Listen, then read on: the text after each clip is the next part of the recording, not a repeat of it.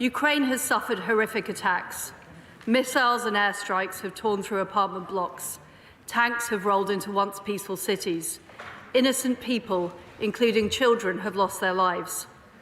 The situation is fluid, but as of today, Putin has not taken any major cities. Their advance has been slowed by Ukraine's fierce resistance.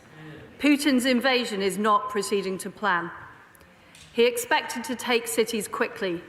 He expected Ukraine to retreat, and he expected the West to be divided. Instead, his forces were met by the heroism of President Zelensky and the resolute determination of the Ukrainian people.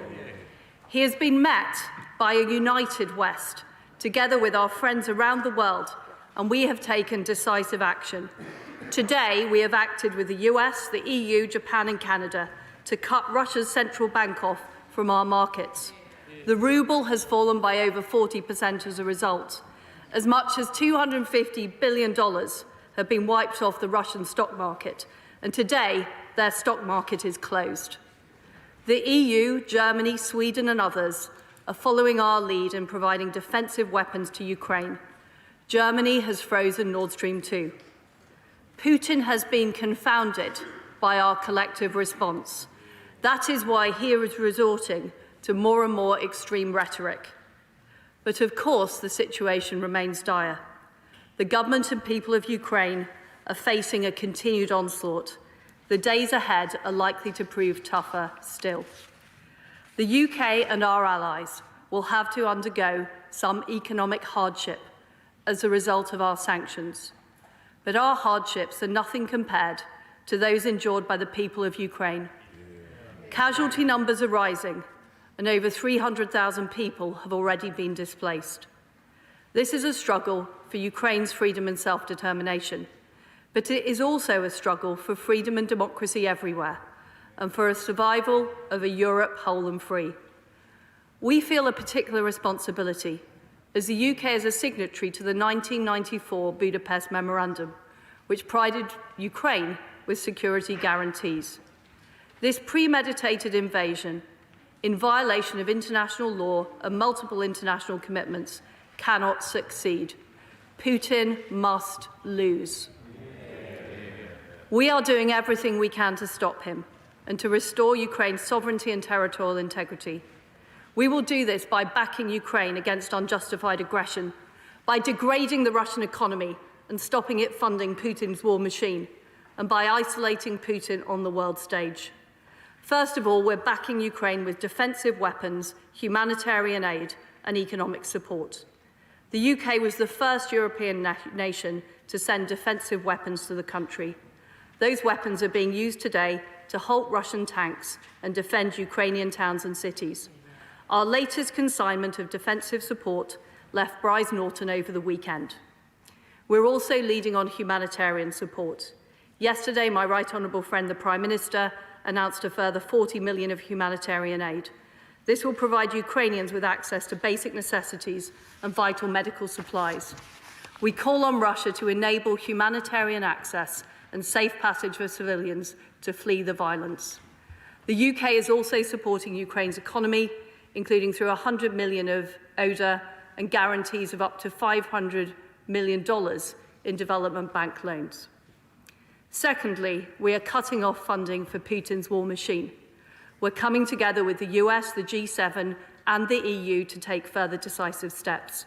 We've been joined by Australia, Singapore, Switzerland and many more. There is a growing list of countries who are determined that this aggression cannot stand. We've agreed many Russian banks will be removed from the SWIFT system, kicking them out of international finance. This is the first step towards a total SWIFT ban. Our collective action against Russia's central bank will prevent them from deploying their international reserves to mitigate the impact of our sanctions. We're also launching a joint task force to hunt down the assets of oligarchs hit by our sanctions. The UK is proud to lead by example. We've already put in place the largest package of sanctions in our history. We've sanctioned Putin and Lavrov, Russia's defence industry, and a growing list of oligarchs. We've approved asset freezes on several Russian banks. We're banning Russian airlines and private jets from our airspace. but we are determined to go much, much further. We want a situation where they can't access their funds, their trade can't flow, their ships can't dock, and their planes can't land. Today, I can inform the House I will be laying 2 new pieces of sanctions legislation. The first introduces a set of new powers against Russia's financial sector. It includes powers to prevent Russian banks from clearing payments in sterling. With over 50% of Russian trade denominated in dollars or sterling, our coordinated action with the United States will damage Russia's ability to trade with the world. And as soon as this legislation comes into force, we will apply it to Sberbank, Russia's largest bank. I will also be imposing a full asset freeze on 3 further banks: VEB, Russia's National Development Bank; Sovcombank, the 3rd largest privately owned financial institution in Russia; and Oskryter, one of Russia's largest commercial banks. We will bring in a full asset freeze on all Russian banks in days, looking to coordinate with our allies. This same legislation will prevent the Russian state from raising debt here, and it will isolate all Russian companies, that's over 3 million businesses, from accessing UK capital markets. Global giants like Gazprom will no longer be able to issue debt or equity in London. The second piece of legislation will ban exports to Russia across a range of critical sectors. This includes high-end technological equipment such as microelectronics, marine and navigation equipment. This will blunt Russia's military-industrial capabilities and act as a drag on Russia's economy for years to come. I appreciate the consequences of this step for British people and British businesses operating in Russia, and the Department of International Trade and the Treasury will offer advice and guidance to affected UK businesses. My consular staff will continue to support British nationals in Russia, as well as those in Ukraine.